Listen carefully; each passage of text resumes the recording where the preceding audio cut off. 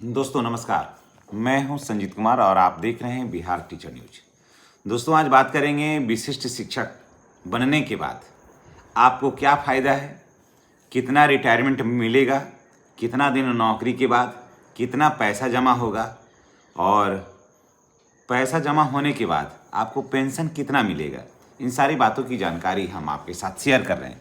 दोस्तों इसके पहले अगर आप चैनल पर नए हैं तो आपसे गुजारिश है कि चैनल को सब्सक्राइब करके बेल आइकन को दबाइए ताकि वीडियो का जो नोटिफिकेशन है वो आपको मिलता रहे। देखिए बहुत सारे ऐसे शिक्षक हैं जो नियोजित से विशिष्ट बन रहे हैं, है ना, और इस उम्मीद में कि वहाँ एनपीएस मिलता है और यहाँ एपीएफ मिलता है। ठीक है, तो वहाँ जाने के बाद सक्षमता परीक्षा दे करके राज्यकर्मी बनने के बाद विशिष्ट शिक्षकों को क्या फ़ायदा होगा, ये जानकारी हम आज आपके साथ शेयर कर रहे हैं। और उनको एनपीएस के माध्यम से उनको क्या मिलेगा और दूसरी बात तो कि क्या लाभ है वहाँ जाने से, इन सारी बातों की जानकारी हम आपके साथ शेयर कर रहे हैं। तो चलिए आज शुरुआत करते हैं और जानते हैं कि राज्यकर्मी बनने के बाद नियोजित से विशिष्ट बने शिक्षकों को क्या बेनिफिट हो रहा है और जो रिटायर कर रहे हैं उन्हें क्या कुछ अभी मिल रहा है। जानना सभी शिक्षकों के लिए बेहद जरूरी है। देखिए बहुत सारे ऐसे शिक्षक हैं जो नियोजित से विशिष्ट बने हैं, उसमें बहुत जिनका उम्र पूरा हो गया, 60 वर्ष हो गया, वो रिटायर भी कर रहे हैं, है ना, तो उनको भी लेकर के चलेंगे। और जिनकी सेवा 10 साल है उनकी भी बात मैं करूँगा, है ना, ज़्यादा सेवा है उनकी भी बात मैं करूँगा। यानी कि आज पूरा निचोड़ ही हम आपको दे रहे हैं। बिहार के नियोजित शिक्षकों में राज्यकर्मी बनने का जो एक होड़ था, जो एक सपना था कि हम राज्यकर्मी बनेंगे, उसके लिए सक्षमताएं परीक्षाएं हुई, 1, 2, 3, 4 हुई और 1 अप्रैल 2026 से लगभग फिर 12,000 जो शिक्षक हैं, जो नियोजित शिक्षक थे पूर्व में, वो राज्यकर्मी का दर्जा हासिल करके विशिष्ट शिक्षक बन जाएंगे, है ना। और वही 1 जनवरी 2025 से अब तक करीब मैंने लगभग 2.5 लाख शिक्षक जो है ना वो राज्यकर्मी बन गए, यानी कि विशिष्ट शिक्षक वो बन गए हैं। तो 12,000 ये बने और लगभग 2.5 लाख जो शिक्षक विशिष्ट बने, है ना, तो इन लोगों को क्या फ़ायदा हो रहा है, क्या फ़ायदा मिलेगा, कितना पैसा कटेगा और कैश इन हैंड जब रिटायर करेंगे तो इनके हाथ में कितना आएगा, जिसे आप बैंक में जाकर के बुढ़ापे में पेंशन जो लेंगे उनको कितना मिलेगा। ये सब बातों के साथ हम आपके साथ आए हैं। बहुत सारे साथी कमेंट कर रहे थे कि सर बताइए कि आखिर हम लोगों को जो रिटायर करेंगे तो कितना होगा। तो चलिए हम बताते हैं और क्यों, किस कारण से विशिष्ट शिक्षक में नहीं बनना चाहते हैं नियोजित शिक्षक, इसकी भी हम चर्चा करेंगे। आखिर इतना सारा कुछ होने के बाद बहुत सारे जो शिक्षक हैं विशिष्ट नहीं बनना चाहते हैं, क्यों?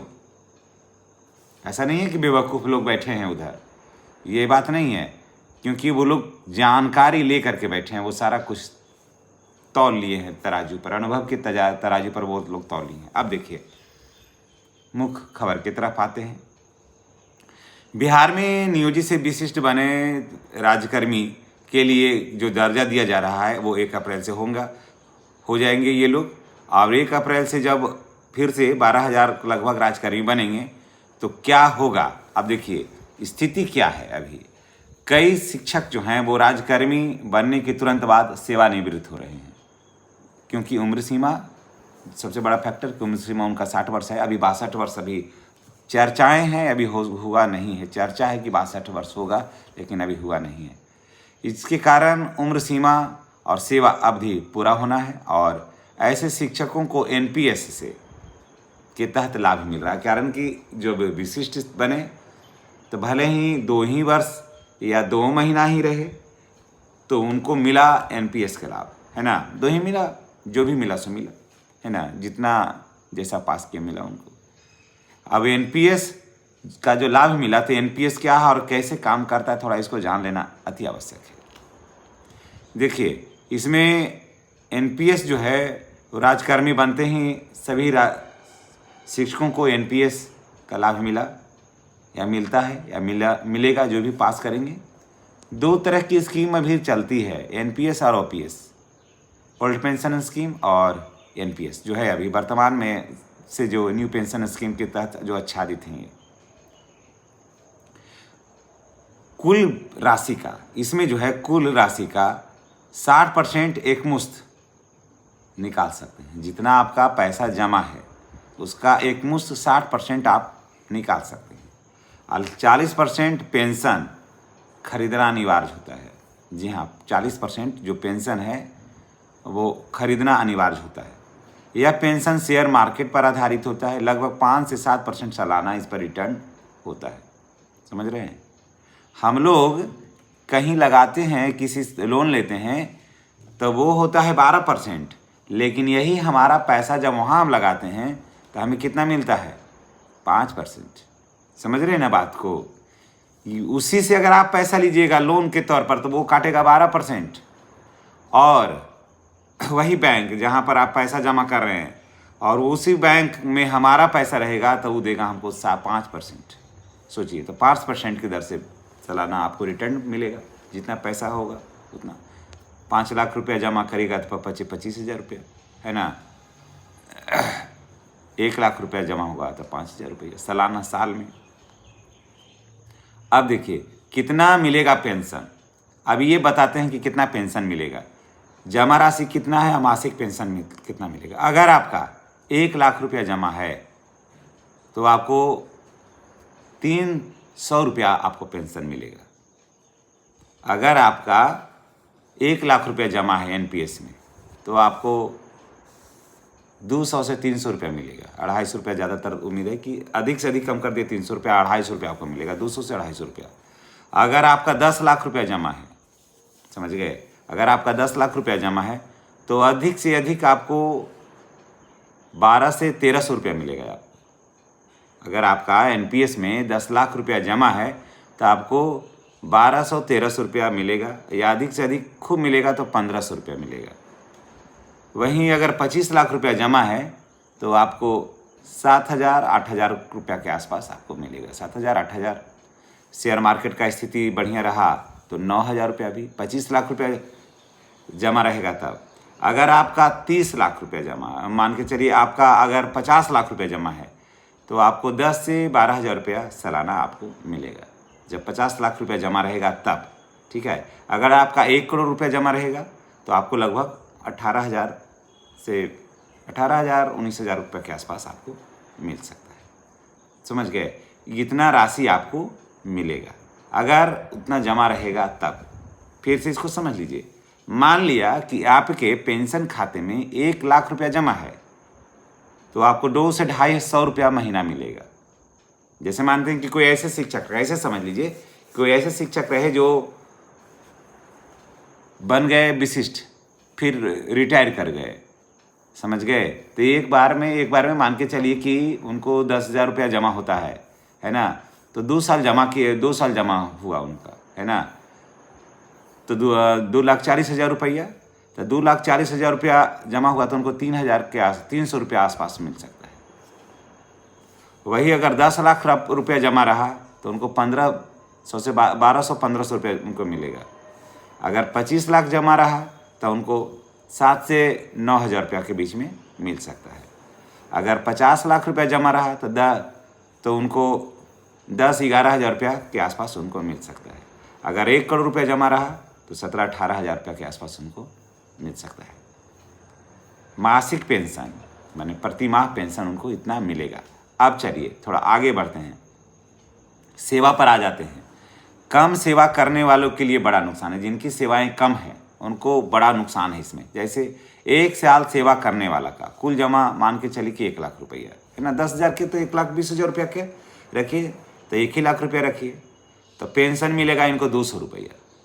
समझ गए? खूब जोड़ जाड़ के 250। मार्केट की स्थिति रही तो 250 रुपया। बेहतर विकल्प है कि पूरा पैसा ही निकाल लीजिए। अगर सेवा 2 साल है और आप बनते हैं विशिष्ट शिक्षक तो आपको 500 रुपया मिलेगा। आपका सेवा 5 साल है और आप बनते हैं विशिष्ट शिक्षक तो आपको 1,200 रुपया 1,300 रुपया वेतन पेंशन मिल सकता है। अगर आपका सेवा 8 साल है और आपका कुल जमा है 10 लाख तो आपको 2,500 रुपया मिलेगा। समझ गए? तो आपको 2,500 रुपया के आसपास मिलेगा। अगर आपका सेवा है 16 साल आपका सेवा 16 साल है और तब और जमा है आपको, मान के चलिए कि 20 लाख रुपया है ना, मान लीजिए 20 लाख रुपया जमा है आपका। तो 20 लाख रुपया अगर आपको जमा हो गया उसमें, तो आपको लगभग 5,500 रुपया के आसपास आपको मिलेगा। तो ये था नफ़ा नुकसान, 5,500 रुपये के आसपास आपको मिलेगा। तो ये मैंने बता दिया कि आप अगर राजकर्मी बनते हैं और आपकी सेवा क्या है, कितना पैसा आप उसमें जमा करते हैं, तो इतना आपको पेंशन मिलेगा। तो आप देख लीजिएगा कि राजकर्मी बनने से आपको क्या फ़ायदा है, क्या नुकसान है ना, और क्यों नहीं ज़्यादा फ़ायदा मिलता है। अब है एनपीएस में कम समय, कम योगदान, कम पेंशन। नियम है कि एनपीएस में जैसे कि कम योगदान किए, माने सेवा कम दिए, तो पेंशन भी कम मिलेगा। शेयर मार्केट के आधार पर है, यानी कि 5% से ज़्यादा इसमें नहीं होता है, अभी 5% 6% के बीच में रहता है। इसलिए सेवा करने वाले कर्मचारियों को बेहतर होता है कि अगर है तो पैसा अधिक से अधिक उसमें से निकाल लें। 2 लाख से कम है ना तो पैसा पूरा निकाल लीजिए। अगर 2 लाख से ज़्यादा है तो 40% पेंशन में आपको छोड़ना ही होगा अनिवार्य रूप से। एनपीएस में पैसा निकालें कैसे, बहुत सारे शिक्षक साथी कमेंट कर रहे थे कि एनपीएस में पैसा कैसे निकालें। तो NSDL CRA पोर्टल पर जाइए और उसके बाद यूजर आईडी पासवर्ड डालिए, उसके बाद विड्रॉवल का ऑप्शन आएगा और उसके बाद फिर वहाँ लगाना है, आपको अपलोड करना है Aadhaar card, PAN card, bank passbook, NPS का डिटेल देना है और सबमिट कर दीजिए, फिर पैसा आपको निकल जाएगा। राजकर्मी बनना अच्छी बात है, लेकिन कम समय में रिटर्न होने वाले शिक्षकों को इसमें कोई ज़्यादा फायदा नहीं है। इसलिए यही सब नफ़ा नुकसान सोच करके, जोड़ करके जो शिक्षक हैं वो राजकर्मी नहीं बने, क्योंकि फ़ायदा ही नहीं है। अगर आपको 15 वर्ष भी सेवा है, अगर आप राजकर्मी बन रहे हैं तो पेंशन नहीं ज़्यादा मिलेगा। मैंने आपको पूरा तुलनात्मक अध्ययन मैंने बता दिया कि पेंशन ज़्यादा नहीं मिलेगा। 3,500 के आसपास बहुत ज़्यादा पेंशन मिलेगा तो मिलेगा। बाकी मर्जी है आपकी और आप देख लीजिएगा। और क्या कुछ बातें छूट रही है, बहुत सी बातें छूट भी जाती है, छूट गई है, या फिर और क्या इसमें चाहिए आपको जानकारी, तो कमेंट करके बताइएगा। धन्यवाद।